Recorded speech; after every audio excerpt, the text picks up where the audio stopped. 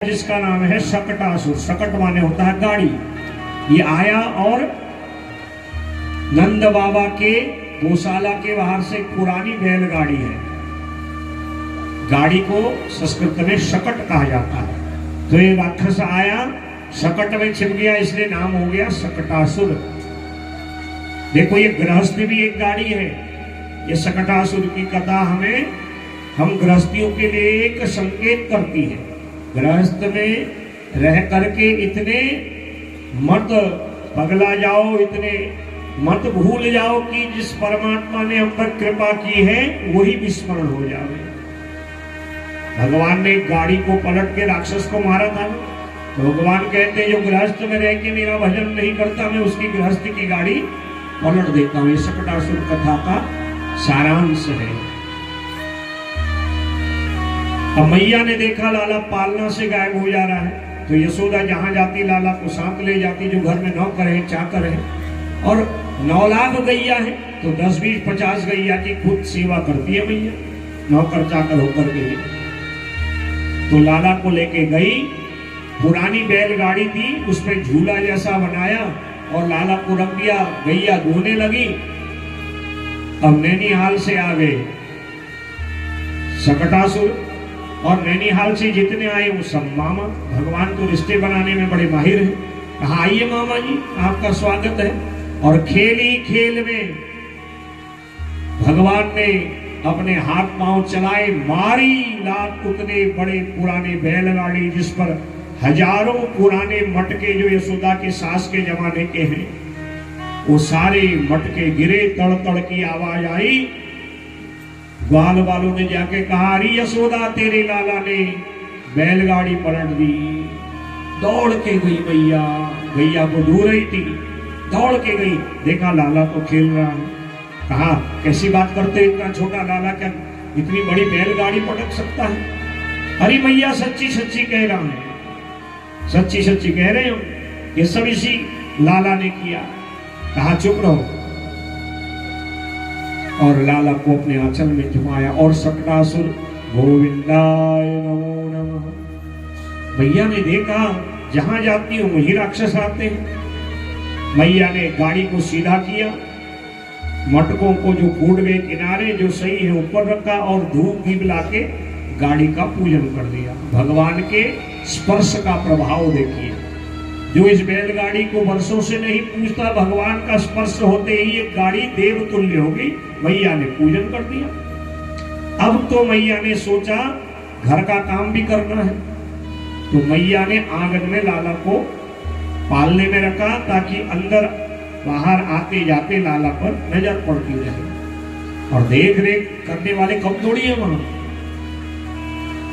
और इधर कंस ने एक और राक्षस को भेजा, और ये बड़ा भयंकर राक्षस है, चक्रवात के रूप में आया। आपने देखा होगा ये जब गर्मी के दिन शुरू होते हैं, हवा आती है जिसमें धूल आंधी के साथ साथ गोल गोल चक्र और पत्थर कंकड़ और अनेक प्रकार के जो तृण आदि है उसमें आते हैं, उसको जो है चक्रवात कहा जाता है। दैत्यो नाम्ना तृणावर्तः कंसभृत्यः प्रणोदितः चक्रवात स्वरूपेण जहारासी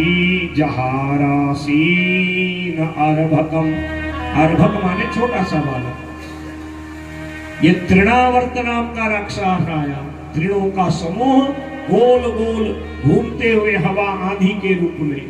भगवान ने कहा ये मामा जिया, आपका भी स्वागत है, सबका स्वागत करना है भांजे ने। और तृणावर्त ने देखा ये कौन है जिसको मैं मारने आया हूं। कहा ये वही है काला काला। और उठाया कन्हैया को पालने से। भगवान तो बिल्कुल फूल जैसे हैं और हल्के बन गए। और उठा के जब पृथ्वी से अंतरिक्ष की ओर ले जाने लगा, भगवान भारी होने लगे। ये भगवान के भार को सहन नहीं कर पाया। अखिल ब्रह्मांड जिनमें है उनको कौन उठा सकता है हमारा। तृणावर्त कहता है मैं छोटे लाला को लेके आया या नंद बाबा के आंगन का कोई काला पत्थर। भगवान कहते वो नहीं हूं। मामा गोल गोल घूमने का बड़ा शौक है ना, और ये जब तृणावर्त भगवान का भार सहन नहीं कर पाया, भगवान को फेंकने को तैयार है चट्टान की ओर। भगवान ने कहा कोई बात नहीं माना, हम तुम्हारी इच्छा पूरी कर देते हैं। और भगवान ने पकड़ी इसकी टांग, गोल गोल घुमाया, मामा अब घूमो, और दिया चट्टान पे पटक के, सो गोविंदाय नमो नमः, तृणावर्त का भी अंत कर दिया। और इस प्रकार भगवान एक एक राक्षसों को ऐसे मारते जैसे बच्चे खेल खेल में खिलौने तोड़ते हैं। और यहाँ गर्गाचार्य जी ने उचित समय देखा और आए और मन में विचार किया, भगवान तो हमारे वंश के हैं और हम यदु वंश के कुल पुरोहित हैं। यदूनाम आचार्य ख्यातश्च भुवि सर्वतः, सुतं मया संस्कृतं ते मन्यन्ते देवकी सुतं। और गर्गाचारी भगवान के कितने भक्त हैं, कभी गर्ग संहिता पढ़िएगा, इतने अनन्य भक्त हैं, नित्य विष्णु सहस्रनाम का पाठ करते हैं, बिना भगवान को भोग लगाए शीत प्रसादी ग्रहण नहीं करते हैं। यहाँ तक कि जब इनको पता चला कि मेरे यजमान वसुदेव देवकी के एक करके सारे पुत्रों को कंस मार दे रहा है, तो अपने यजमान के पुत्रों के संरक्षण हेतु इनकी कोई हानि न हो, विंध्य पर्वत में गए, मां कात्यायनी भगवती जगदम्बा की आराधना करी विंध्य पर्वत में। आप उत्तर प्रदेश में काशी वाराणसी जाइए, वहां से 40-45 किलोमीटर गंगा जी के किनारे विंध्य पर्वत आज भी विराजमान है। और कहा, मां मेरे यजमान के बालकों का यदि संरक्षण हो गया, उनकी तूने रक्षा कर दी, तो मैं तेरी यहाँ स्थापना करूंगा। और मां जगदम्बा ने वरदान दिया और उन्हीं की कृपा से बाबा वसुदेव और देवकी के ये दो पुत्र सुरक्षित नंद यशोदा के घर पहुंच गए। और इसीलिए वो विंध्य पर्वत में रहने वाली आदिशक्ति कात्यायनी जगदम्बा विंध्यवासिनी मैया के नाम से आज भी वहां पर भक्तों पर अनुग्रह करती विराजमान है। बोले विंध्यवासिनी मैया की नमे नमो नमो विंध्येश्वरी, नमो नमो जगदम्ब, भक्त जनों के काज में करती नहीं विलंब। विद्यांचली नाम से, विंध्यवासिनी नाम से वो कात्यायनी जगदम्बा आज भी वहां विराजमान है।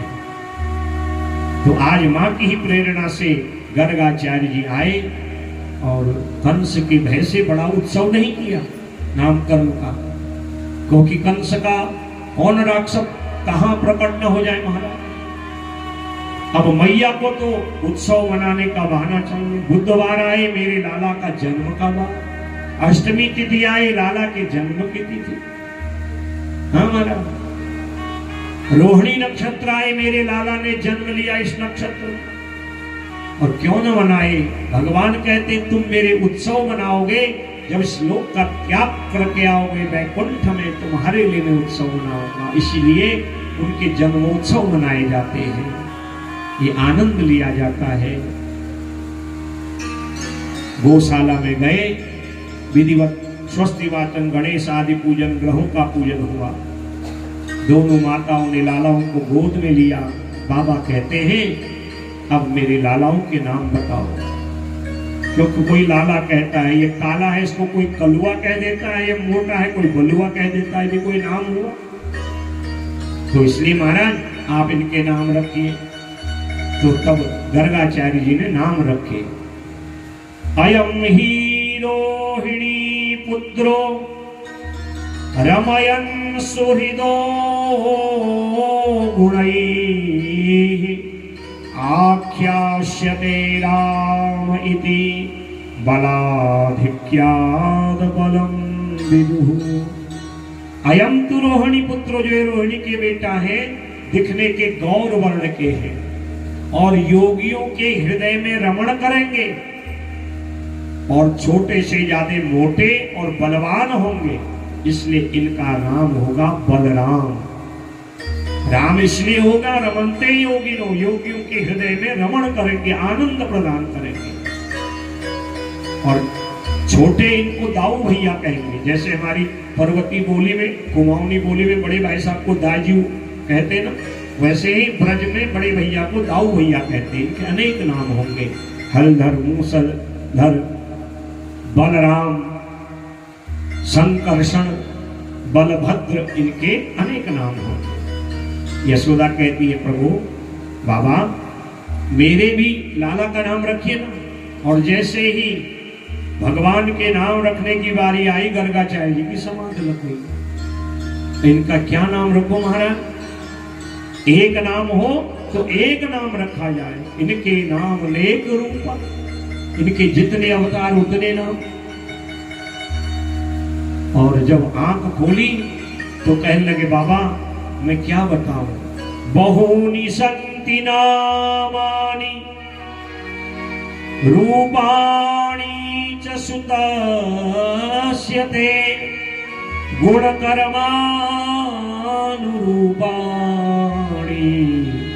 तान्यहं वेद नो जनाः। एक नाम हो तो एक नाम बताएं। गोपाल सहस्र नाम के सारे नाम इनके, विष्णु सहस्र नाम के सारे नाम इनके। दुनिया को जो नाम देते मैं उनको क्या नाम दूं? मैया कहती है बाबा हमने अपने लाला का एक प्यारा सा नाम बोलना है, हजारों लाखों नाम से हम क्या करें? जो सबसे प्रिय नाम है वो बताइए। बाबा कहते हैं इनकी जितनी लीलाएं होंगी उतने इनके नाम होंगे। आप सुनेंगे भगवान ने जिन जिन लीलाओं को किया वो नाम पढ़ते हुए कहा इनके अनेक नाम होंगे। बहूनि सन्ति नामानि, जितनी लीला उतने नाम, पर इनका जगत प्रसिद्ध नाम होगा कृष्ण। बोले कृष्ण बलदेव की जय हो। मैया कहती है गर्गाचार्य से बाबा ये कृष्ण नाम कितना अटपटा है, बोलने में भी जीवा को कितनी बार मोड़ना पड़ता है। कहा ये जो कौन से सीधे हैं? कभी आपने मेरे कन्हैया को देखा? कहीं सीधी मूर्ति देखी बता दो महाराज। जहां भी जाओ, वृंदावन में जाओ, नाम क्या है? बांके बिहारी। बांका माने क्या होता है? टेढ़ा। टेढ़ा किसी को अच्छा लगता है? कहते हैं बड़ा टेढ़ा व्यक्ति, बात मत करना। पर इस टेढ़े की तो ऐसी माधुरी है, लीला मधुरा, गुंजा मधुरा, माला मधुरा, और काला रूप भी रूपम मधुरम, और तिलक तिलकम मधुरम, वेणोर मधुरो, रेणोर मधुरो, पाणि मधुरो, पादौ मधुरः। एक एक लीला इतनी आनंदित मधुरता प्रदान करती है। काला किसी को अच्छा लगता है, पर वो काला रंग मेरे गोविंद पे चढ़ा तो मेरे गोविंद की रूप माधुरी पे चार चांद लग गए। कृष्ण नाम कहा जैसे ये वैसे इनका नाम टेढ़ा, इसलिए इनको बांके बिहारी कहा जाता। क्यों? एक तरफ पांव है, एक तरफ कमर है, एक तरफ गर्दन है। प्रातः काल पूजा करते ना आप लोग, 108 नाम से पूजा होती है, तो उसमें एक नाम है त्रिभंग मधुराकृति। त्रिभंग मधुराकृतये नमः।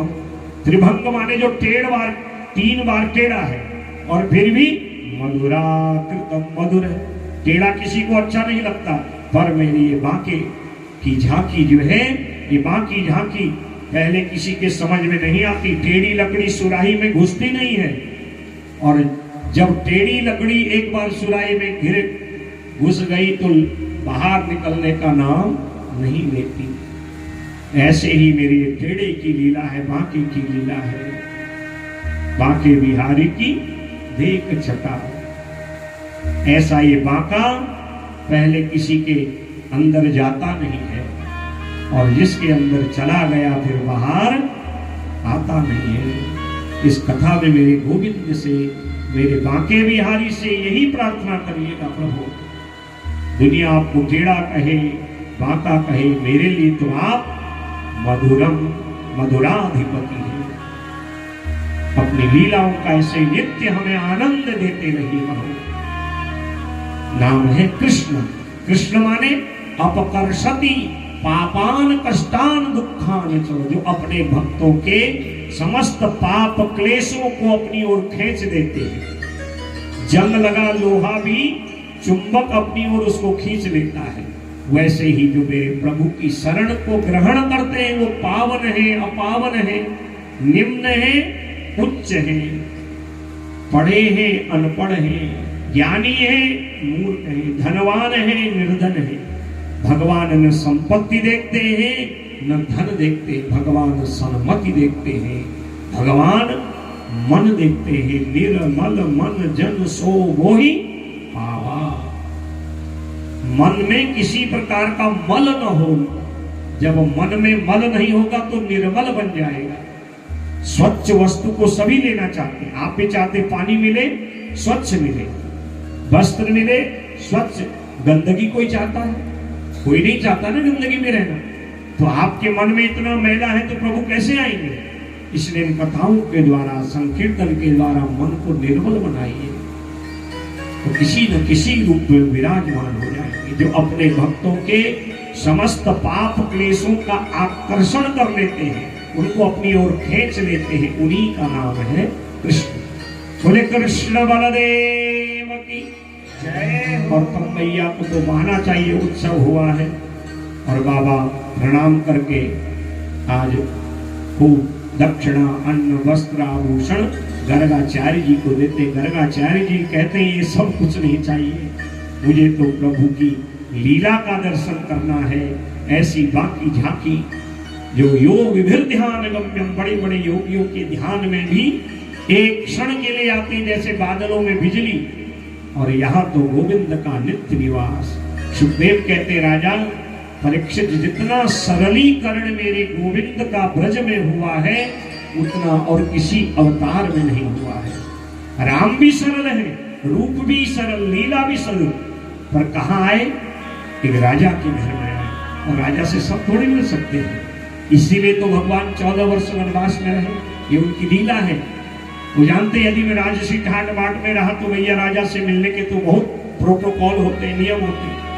लीला करी ताकि सबको हमारा दर्शन हो और सरलता हो जाए। इसलिए द्वापर में कृष्ण बन गए हैं। और इतना सरल और कोई अवतार नहीं है। और कब मेरे गोविंद कहाँ चले जाएं कोई पता नहीं। धीरे धीरे प्रभु अब घुटने के बल चलने लगे। और कभी कभी चलते चलते गैया की गौशाला तक पहुंच जाते। और मैया देखती कहाँ गए लाला, तो पांव पर पायल बांधी ताकि पायल का शब्द ये बताए कि लाला इस ओर है।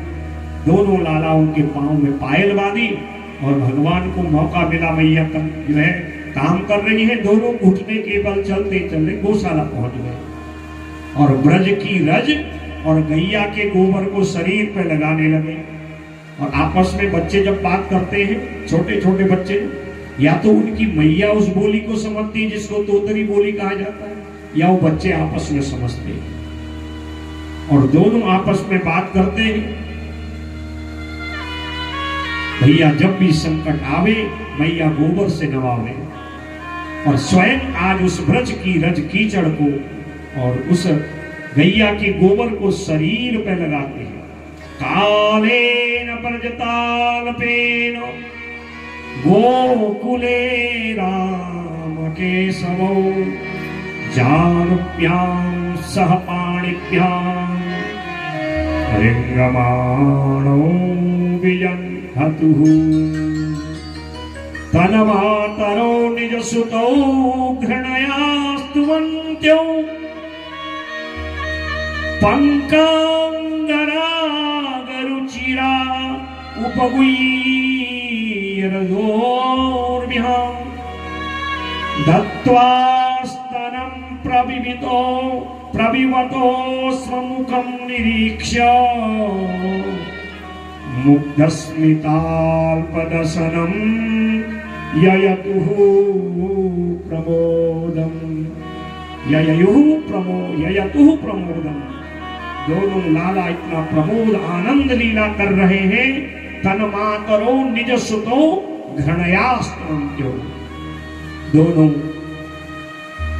हाथ पांव के बल से चल करके गैया की गोबर के पास पहुंच जाते हैं, कीचड़ के पास पहुंच जाते हैं और पंकांगराग, सुखदेव कहते राजा परीक्षित देख ये दर्शन कर ले, जहां महाराज इत्र फूल की माला सनकादि स्तुति कर रहे हैं वैकुंठ में, लक्ष्मी चरण दबा रही है, 56 भोग से ठाट हो रहे हैं, और यहां देखिए ब्रज की कीचड़ में उसी को क्रीम पाउडर, पंकांगराग रुचिरौ, पंक माने कीचड़, और क्या उस कीचड़ को क्या बना दिया, अंगराग।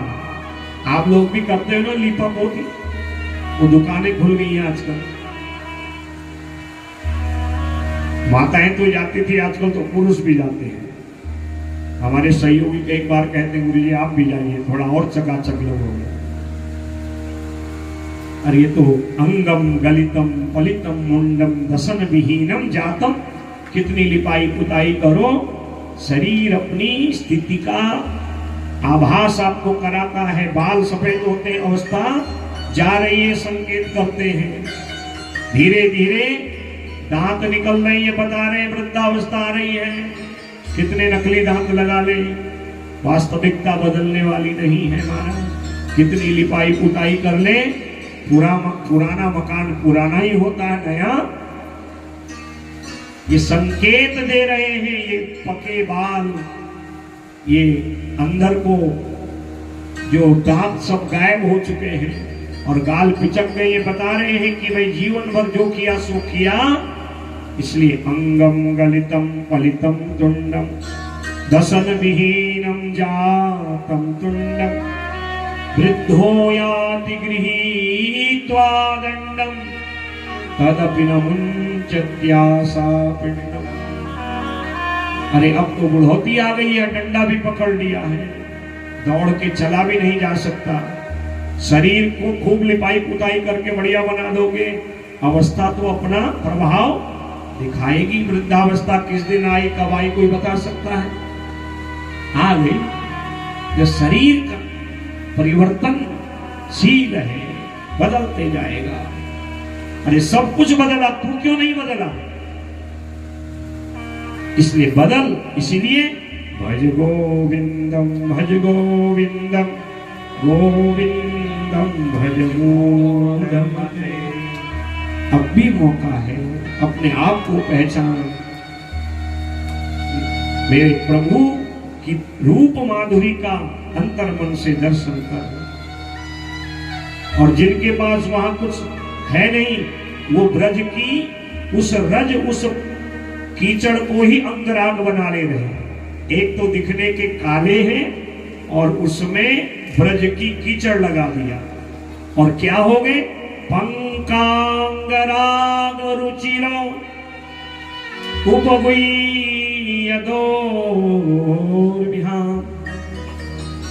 पंक कीचड़ का अंगराग लगा के भी मेरे प्रभु की शोभा वारी न्यारी हो गई। धूरी भरी अति शोभित श्याम जू, तैसी बनी सिर सुंदर चोटी।